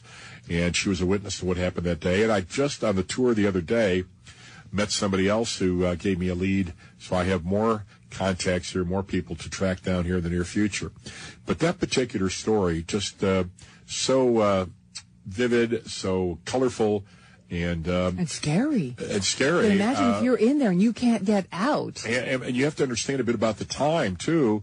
For those who are born after that time frame, they don't understand what life was like in 61, 62 in America at that time. This was the time of the Cuban Missile Crisis, the time that the Ruskies are going to blow us away. We had, of course, the air raid drills. You'd hide under your desk, duck and cover. You prepare for a nuclear attack. The end of the Fatima secret was supposed to be revealed, and it was not. Everybody's just living on the edge. What's going on? The Pope's supposed to tell us it's at the end of the world, And with all that kind of paranoia and all that kind of fright, then this happens locally. And the church kind of made it worse by trying to put the lid on it, because in the minds of the people who experience this, it's saying it really happened. And it never works. You can never keep a story like that quiet. So that's why it just probably spread all the more so. So that's why it's still talked about to this very day. As we got the message today, as we got the request today for the story, people still talk about it after some half century. It's still a very popular tale out there in the South Side. We've talked to the grandkids of people who were there or were on the outside when people came running from inside the church. You know, when the doors freed open, and you know, where did the gust of wind come from? And it was on the inside of the church. I mean, it's got all of the bizarre elements going. And it's got all the symbolic elements. You know, it's got the mystic wind. It's got the figures and threes, and it's got the dichotomy, the black and the white, and it's got everything. It's got all the classic aspects of a great supernatural tale. By the way, several times tonight, as you've been referencing some of these stories, you mentioned your book, and we haven't really told people about your book, which is a terrific book. We've got a copy here in Chicago. We've got a copy down in Florida that we'd like to dig out and read around Halloween. But for people who don't know about it, explain it. It is a slick paper, profusely illustrated gazetteer. By that I mean is that it's laid out geographically, so you can pick up all these different stories about 78 places across Chicagoland, divided up into geographic areas: north side, downtown, south side, north suburbs, south suburbs. So start anywhere, and you'll find what's nearby to your area that you're living in or you're going to be visiting. And it's an overview, if you will, of all these different possibilities. Everything. It's called the Chicago Street Guide to the Supernatural because it's not just ghost stories, but other kinds of bizarre supernatural occurrences as well. And history. So, it's a history book. It's a history book, really with a supernatural twist. And that, in other words, you have to, as far as I'm concerned, you have to understand the history to get the full meaning of what's going on at these places. So I ground you in the history, and then I give you the first-hand accounts. I give you, some ideas, perhaps what it's all about, but I let you make up your own mind in the end what it's all about, what it's going to mean to you. For example, if people want to get a copy of it, they can get it where? They can look it up online. Go to my website. You can find out about it, but you can look it up through Amazon.com or Borders or whatever. And, no more Borders, but I mean, you can find it or just contact me. I'll get you an autographed copy if you want an autographed copy. Or, that's a good idea. Get the autographed copy because then you can analyze Richard's handwriting. Or you can always show up at one of my events and I'll have some there. That's so, right. And I've got for instance, I've been honored here. I've been asked to speak for the Lincoln Davis Civil Roundtable in December, and the information on this will be on my website. And I'm doing a talk on ghost stories of the Civil War, including Abraham Lincoln material. And I've got some wild stuff on Lincoln that has never been done before. So I've got a number of different things coming up here. So a lot of brand new material. Just always check out my website, ghosttours.com, and you'll be able to find out where I'm going to be, what I'm involved in, and new and exciting new supernatural tales and possibilities. And if you want to take a tour, you can call at 708-499-0300. And we'll come back with Richard Crowe and more ghost stories here on WGN.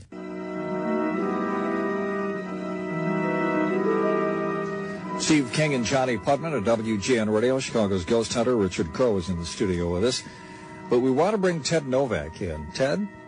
Yes, sir. We have a couple of texters who said, could Ted recount his experience at St. Joseph's College in Rensselaer, where apparently there's quite a bit of activity that can occur there, right, Ted? Well, yes. The area, I guess, is a little supernatural because probably one of the more famous features of the area it's not really Rensselaer, it's actually a bit closer to Wheatfield, but is Moody's Light. And that's pretty famous. It's essentially, you take your car out in the middle of the night and you drive to it really in the middle of a cornfield, and you have to kind of know where the intersection is, but you pull your car off to the intersection in this dark, deserted road in the middle of the cornfield. You turn off the engine and you wait for a little bit, then you flash your headlights 3 times, and you will see a light at the very, very far end of the road that actually dead ends into a cornfield.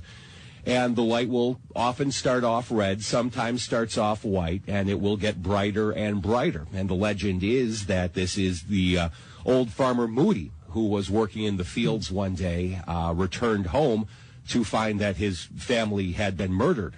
And he, to this day, has a lantern and is searching for the killers of his family. And the lantern is supposed to be his light as he's wandering. Now, Richard, I know you go into Northwest Indiana to do your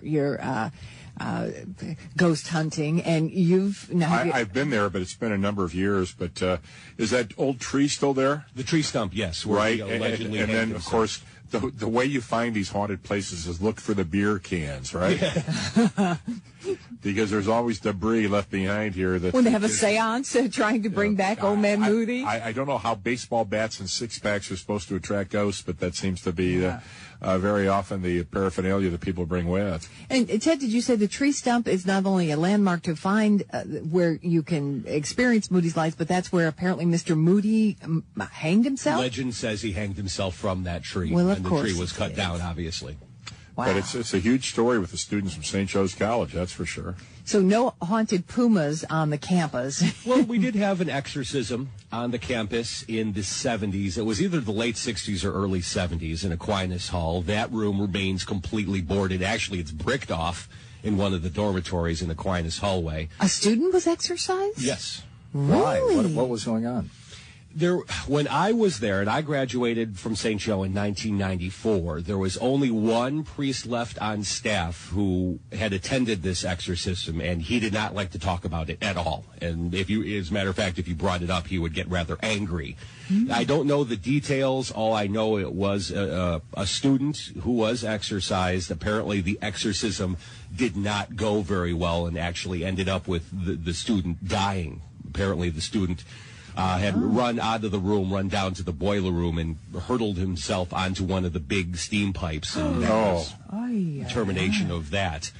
But yes, we did have the exorcism at St. Joe College, and we also had the theater ghost. I think most theaters do seem to have ghosts. Theaters are pretty common. Let me ask you, what religious order would that priest have been with? Precious blood. Precious blood, yeah.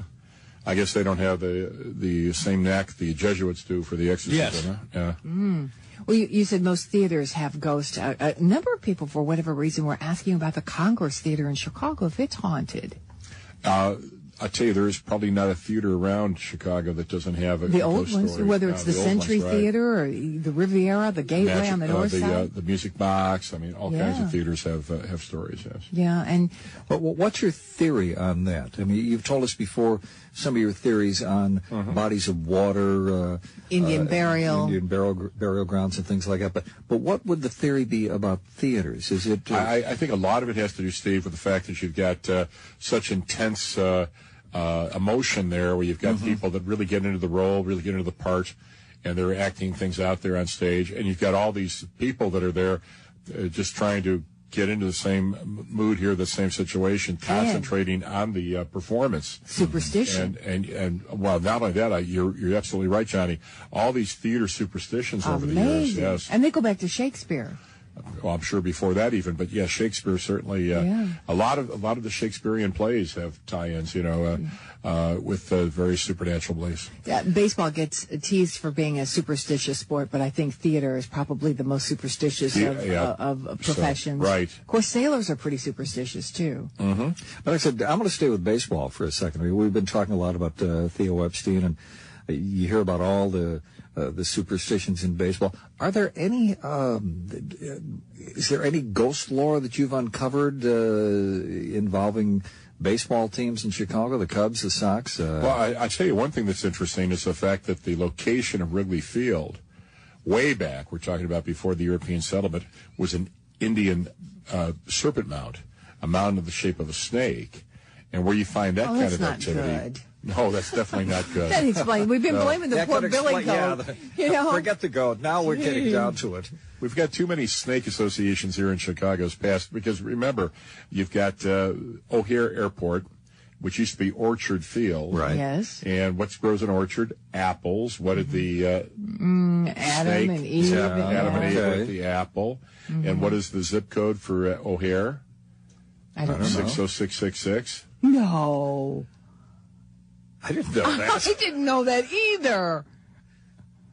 Wow. Okay. Of all the zip code possibilities, only Chicago has a 60666 and a 60606.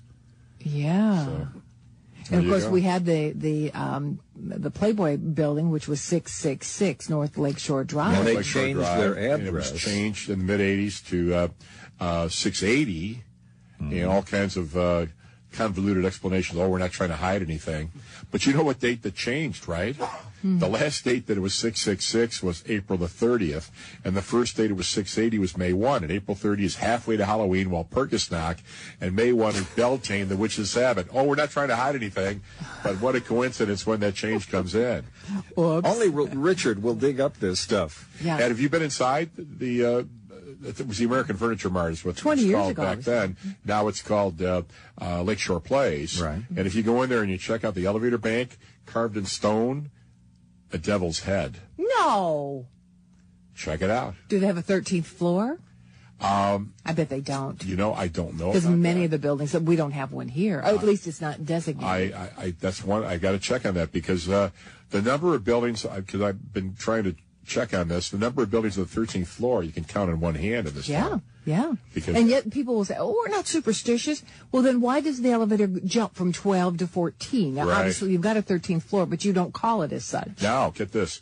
So they've got openings. It's a one-block square building, 680 North Lakeshore Drive. There's an entrance on the north side, south side, east side, and west side.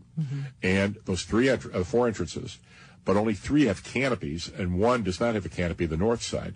But the 3 canopies each has 2 sets of addresses. So there used to be 6 sets of 666. Oh, boy. I think on that note, we're going to take a break. Stay with us. More with Chicago's Ghost Hunter, Richard Crowe on WGN.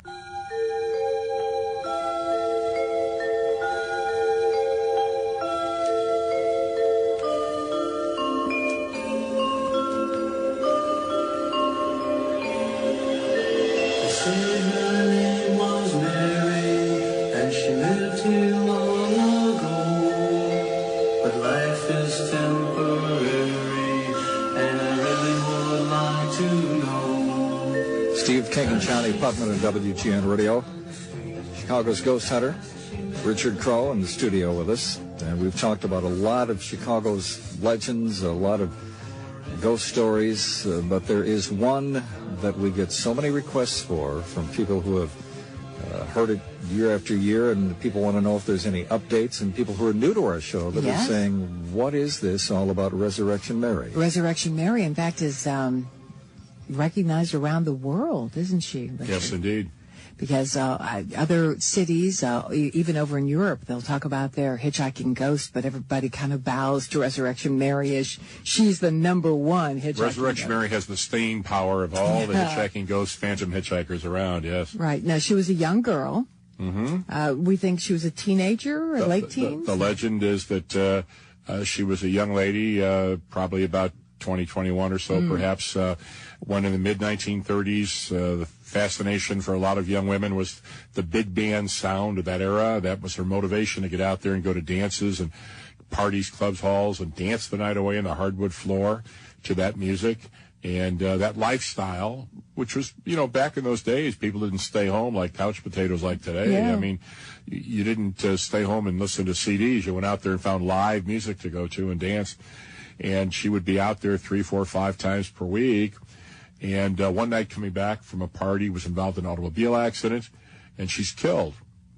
Now, the family has prepared for burial, and here's where it gets to be almost like a fairy tale here. She's buried with her dancing slippers on her feet, in her party dress with her dancing slippers on her feet, and that sets her up because when she is buried at the family plot, Resurrection Cemetery, 200,000 dead, Roman Catholic, primarily Polish American, southwest of Chicago, and Justice, Illinois, laid to rest. That's only the beginning, because she comes back from the dead, back to the clubs, the halls, the parties that she went to, and she was alive. Only now she's a ghost on borrowed time, because she can only be out there as long as the music plays. When the music stops, time for her to go home at the end of the night. And that means get some unsuspecting young man to give her a lift down Archer Avenue, disappear in the vehicle as she passes by the cemetery, Resurrection, where she's buried, or she'll even sometimes ask to be let out of the car, run up to the gate, up to the fence, melt away there before the eyes of that young man. And, of course, for most people, it's an urban myth, legend, folktale, no basis in reality. But when you realize that there are dozens of people, at least, that have been interviewed over the years that come forward with these stories, there's definitely something going on. We've talked to easily a half dozen men. It's usually, it's always been men that we've talked to. Including police officers. Including police officers and truck drivers. And they often will comment on the fact that when they picked her up, they knew that there was something different about her because her style of dress, whether she was picked up in the 50s, 60s, 70s, 80s, it always looked like she was out of step with the times. And literally, we talked to a truck driver. I'll never forget this. He burst into tears. He said, people don't believe me when I tell them that I picked her up and that she just disappeared. She was in my cab, and then she wasn't in my cab. And Richard, you have a real personal connection to this story, and people can see some pictures of what you're about to tell in your book, right? About the cemetery and the gate of the cemetery. Right. Back in 1976, a teacher from Curie High School informed me that her brother, a fireman in Justice, had been talking to a police officer from the Justice PD, Sergeant Pat Homa, who had come from a military background in Vietnam and became a police officer out there in Justice, and was in a squad car one night on a routine police ride. This was one man, one squad situation. And just after 10 p.m. on this July night, he's told to proceed to the front gates of the cemetery, that there's a supposed woman locked inside the cemetery, blonde in a white dress, which, of course, he doesn't believe for a second, because a lot of crank phone calls when your jurisdiction includes a so-called haunted cemetery. But he goes out there to check. He's out of the squad, walks up to the gate, shines a flashlight back and forth. He sees nobody inside. But then, before he leaves, spots the fact that two of the bars are bent apart laterally. And these bronze bars are 1/16 of an inch thick, so they're hollow, but they're thicker than the width of a penny, the thickness of a penny. They were yanked apart. Handprints were impressed into the metal and squeezed into the bronze, and you could see a scorching of the metal where the contact points made, ball of thumb, knuckles, and fingertips, and so forth. And at first thinking, of course, it had to be some kind of an elaborate hoax or prank, dawned on him, I mean, come on, you'd have to cordon off the area, bring in expensive, heavy equipment, and you could not get away with faking that without being spotted by hundreds of motorists driving by on a regular basis 150 feet away on Archer Avenue. So he talks about that to all the other employees there that he's in contact with in Justice. That's how the word spread. I contacted him. I photographed the bars, and I would watch to see what would happen next. Well, I knew the cemetery was getting very upset, so I would write to the Catholic Cemetery Board in the spring of 1977 and offer to buy those bars for my collection. And as you both know, I've got a collection of unusual memorabilia from all around the world in my travels of supernatural-related material. I'd love to have bars with handprints of a ghost in it, but the cemetery would not sell. I got a curt letter back from the Archdiocesan Cemetery Board, signed Pat Quinn, the father of our current governor, who ran the Archdiocesan cemeteries back in those days under Cardinal Cody, and I was turned down. And right after that happened, I'm driving by, and I spot the bars from a distance, and they're burned black. It was an attempt of the cemetery to blowtorch the marks away, which did not work, and people still kept coming, and they would come and wrap their hands around the metal and feel the impressions in the metal and so forth. And as that continued, and Halloween is approaching, the next step on the part of the cemetery was to saw the bars out. 2 bars were cut out, sent away. I didn't think they'd ever come back, but they did. Over a year later, December of 1978. During the time they were missing, there was mesh tied into place over the gaping hole, and these bars were sent to a mill, straightened, and the handprints obliterated. They're back. They've been repainted now 3 times, black, then green, then gold, but it's all an attempt to cover up and suppress, destroy. But in my book and on my DVD, I've got the photographs of the bars. You can see it for yourself. That something very special happened out there back in the summer of 1976. And that's only one aspect of the Resurrection Mary material that's out there. I think it's very important, though, because it's more than just a sighting. It's more than just a eyewitness report, if you will, because it's actual physical evidence that existed for a time right there at that spot. Now, there are a couple of pubs, restaurants, and bars on Archer. Has Mary ever ended up outside of any of these establishments? Well, the one bar out there, Chet's Melody Lounge, attracts a lot of attention because it's the only bar open for miles on that stretch of roadway across the street from the cemetery. Here's a very interesting tale from 1980. The deacon from the Greek church out there, Holy Cross, was coming back from the last service on a Sunday night, And this is in the summer of 1980, and he's coming up along Archer Avenue, north by northeast. As he gets to the front gates, he spots Mary out there in the roadway. So he hits the brakes, and she disappears. At that point, he does a U-turn, and he winds up at Chet's Melody Lounge to get a stiff drink. And he talks about what happened. Word gets out to a reporter from the Valley Times, published in Lyons, Illinois back then. And that reporter contacts the deacon of the church, interviews him. Story's picked up locally, but then gets picked up by USA Today, goes international. And that deacon at that point goes to his superiors in the Greek church and requests a new assignment. And they send him to Denver. They send him to Dallas. But he will not come back to Chicago any longer. Doesn't want to be in the area in the Midwest anymore because of his fear of what happened that night. And as I like to tell people, I mean, what is he worried about? It's not Freddy Krueger, it's Resurrection Mary, but it was too much for him to handle, so he doesn't want to be in the area any longer. You talked about earlier how there haven't been as many sightings of Resurrection Mary because you don't have the live music out in that area anymore. But what was the most, to your knowledge, the most recent, reasonably documentable sighting of Resurrection Mary? The most recent would have been a UPS driver just 3 years ago. 3 years ago. Now that's what I know. And the point is, as you know from talking to people, Johnny, when you've got people who have a very intense experience like this that's so soul-shaking here, that they don't automatically come forward within 6 months or a year or whatever. Often it's 5 years down the road or so before I even hear about it, because they don't want to come up and admit to that for fear of ridicule, for fear they're going to be in some way stigmatized here for coming up with a story that is not supposed to be real. I remember in the early 80s, we talked to employees from Chet's Melody Lounge, and they recounted what happened the night when the deacon ended up there. Of course, we couldn't talk to the deacon. He didn't want to talk. Over the years, when we talked to the truck drivers, I remember they used different names because they said, no one will believe me. I don't want people to think that I'm a nut. I don't want my job to be in jeopardy. I don't want people to think I'm drinking while I'm on the job. Right. District Towing is just a couple doors away from Chet's Melody Lounge. And on my DVD, for instance, I've got a great interview with a tow truck driver about his incident, his tie-in with a first-hand account like this. But I think one of the more curious cases dates from the year 2000, and that's a young lady from Thailand that I met, Johnnie. And I tell you her last name, but I can't pronounce it. You know, some of those Thai names are so convoluted. But Johnnie told me about the night. I was in the month of May, and once the full moon in the sky in so many of these cases, by the way. And she's coming along Archer Avenue, north by northeast, comes to where Roberts Road and Archer touch, if you know the area, traffic light right there. And she's waiting there for the traffic light to turn green. Well, she's waiting for the light to turn. She spots a woman in white coming up along the side of the vehicle. Now, because it's May, because it's prom time, she thought, in a weekend, she thought it was just a prom date that went awry until she realizes the figure coming up along the side of the vehicle has no face. It's a faceless ghost.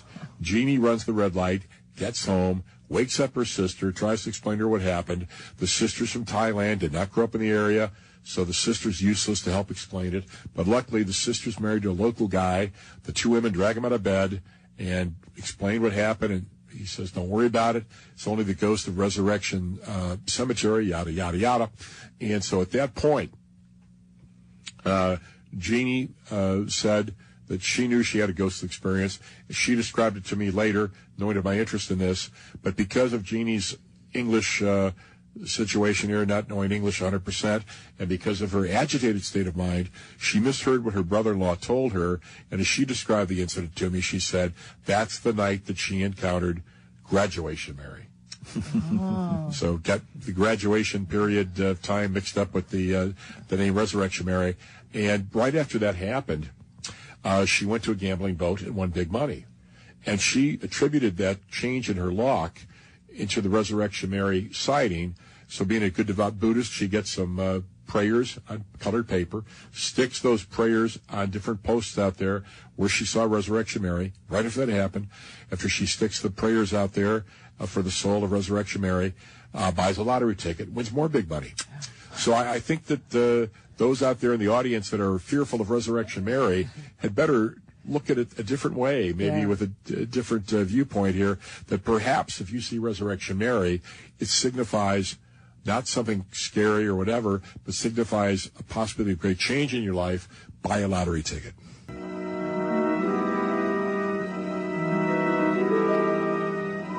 Steve King and Johnny Putman at WGN Radio. We always know when it's getting close to time to cut Richard Crowe, Chicago's ghost hunter, loose, because his eyes start glowing red. Oh, that? That's the effects of the treats that I made. Richard, I'm just going to roll through a couple of the texts, and you just rattle off whatever comes to mind.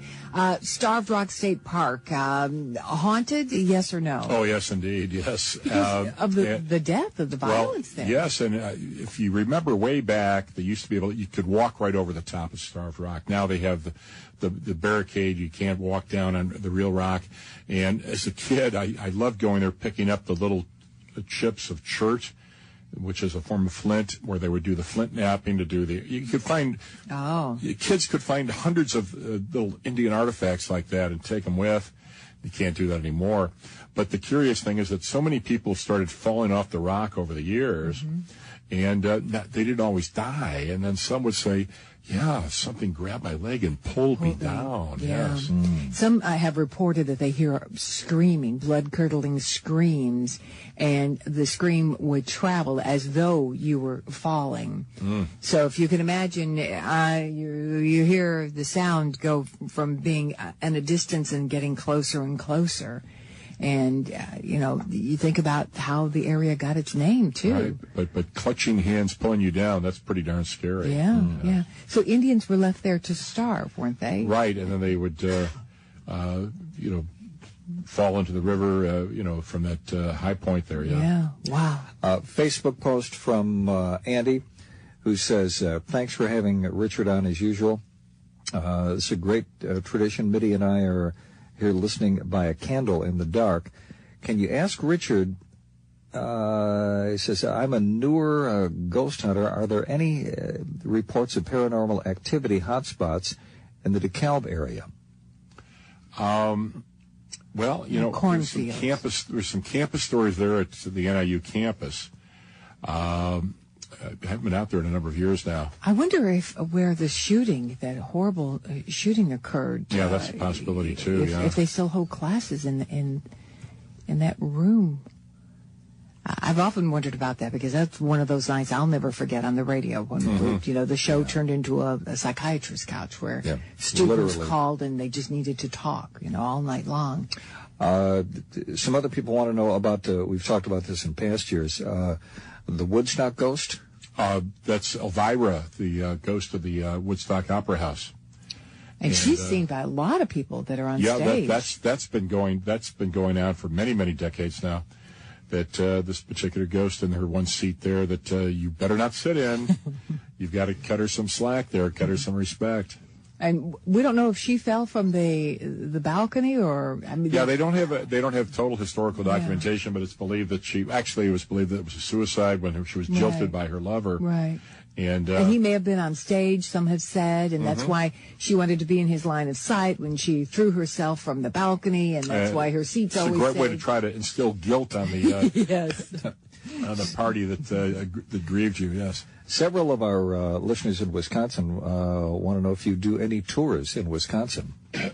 Well, I have not done tours per se in Wisconsin, but I've done a lot of work, especially in Kenosha County. And in Kenosha County, there's the Lake George Spirits. I forget, they've got a new name now to that particular bar. It was a haunted bar up there, and of course we got the Hams Lake ghost story of years ago with the lights, the images there, the silhouette-shaped forms on property, which is now not unfortunately, but is now owned by the sister of a disc jockey from another radio station here in town who is a good friend of mine. And I've been asked not to discuss the precise coordinates. But you've been there before. Oh, yes. Yeah. There are a number of times. And I've got to just keep that quiet just for the personal integrity and safety of the people who live there now. Mm-hmm. Listeners, in fact, a couple of listeners. Kemper Hall up there in Kenosha. Oh, there are a lot of stuff in Kenosha. Yeah, but that's just over the border, so I can kind of consider that a suburb of Chicago. Absolutely. It's a bedroom community of Chicago. A couple of people wanted to know if the Elgin Insane Asylum has any history to it. And I remember when I lived in Aurora, oh boy, there were some colorful stories about. Insane asylums are natural. Yeah. Yes.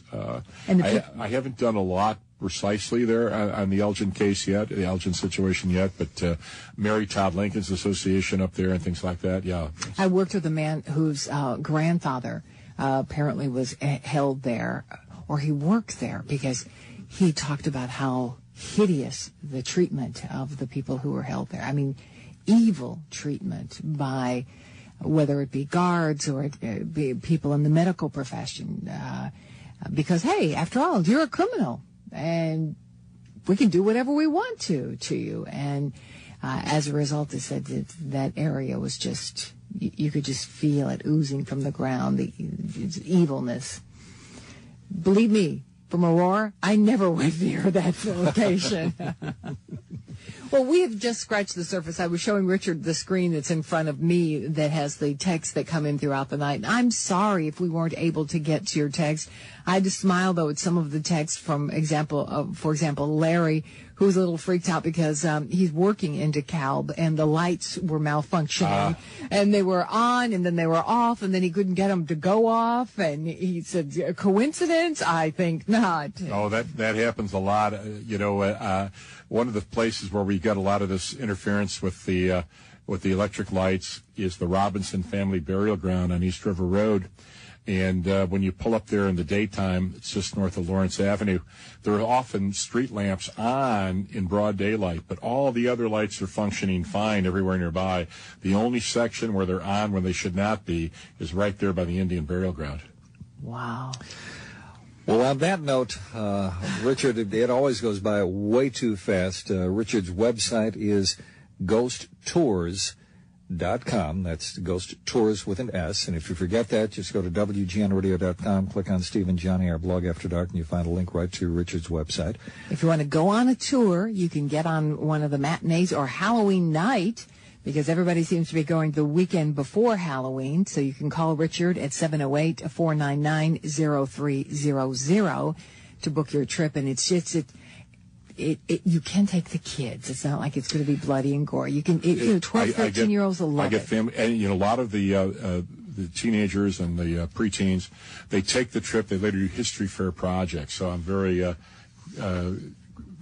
much amazed at that kind of response for that. Mm-hmm. And, of course, right after Halloween. I mean, Halloween's not the end of things by a long shot. I segue right from Halloween to Ghost of Christmas Past and a Dickens theme. All right. Thank you, Richard, as always. It's always fun, Richard. Thank you.